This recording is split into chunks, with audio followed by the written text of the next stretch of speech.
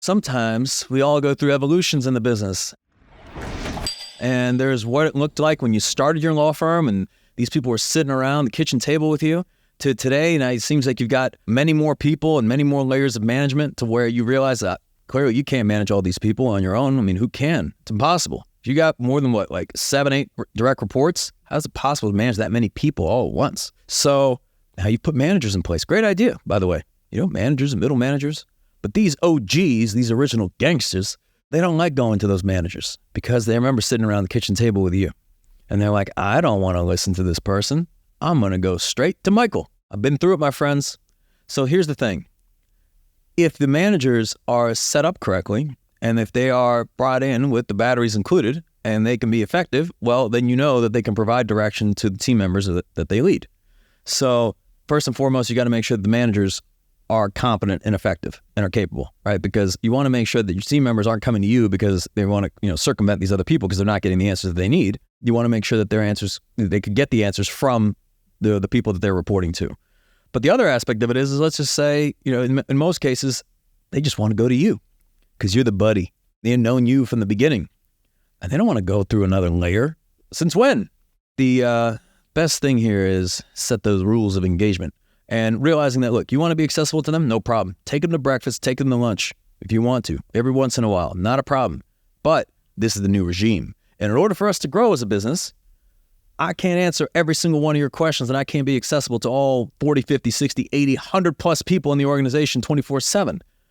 But that's why, with my judgment, we brought in these incredible leaders. They're here to help you and support you.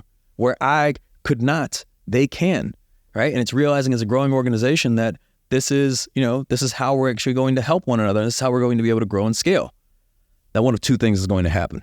Now, either these individuals will adapt to this new regime, or they will kick and scream and resist, at which point you will have to have a come to God conversation where you have to explain to them that the reality of it is this is how the organization is moving forward.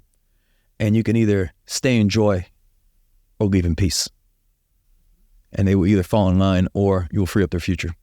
But the reality of it is, as a growing leader, you have to realize that things can't always be the same in a growing organization as they were at the very beginning. I mean, it's just the complexity of it. Before, I remember when we were in our first office, we all sat in the same room together, in the exact same room together. I was sitting there with the editors. I was sitting there with marketing. There was only 6 or 7 of us every single day. Of course, we all work next to one another. I mean, that's impossible with a 140-person organization. There's all sorts of things we used to do, when we were 6 people that we can't do with 100 plus people today. That doesn't mean it's worse. It just means that it's different. I might get in a little trouble for this, but so be it.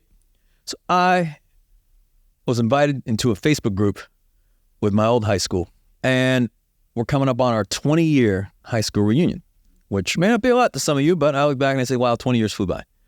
In this high school reunion group, they're constantly posting pictures from the years in which we graduated high school, when we were there. Pictures of the football team, pictures of pep rallies, and they're all commenting and jiving. I'm thinking, look, guys, don't get me wrong, that was a great time, but we moved on. We have great times now. I don't want to reflect back on my past. What's the least evolved conversation 2 human beings can have?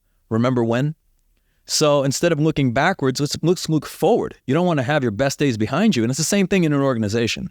Yes, you may have nostalgia for what the good old days were like, but maybe the good old days are now. And maybe the good old days are what's ahead.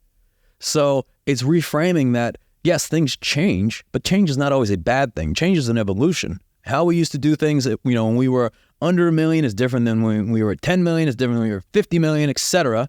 Of course, it's going to be different. That doesn't mean it's worse. In many ways, guess what, guys? We didn't have health insurance back then.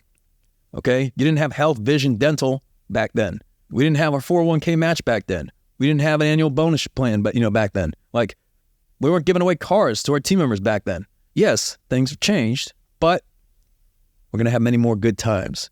So I think that's really what it comes down to. And I think it starts with you as the leader recognizing that, you got to let go of your own guilt, that things are going to be a little bit different. Different isn't always bad.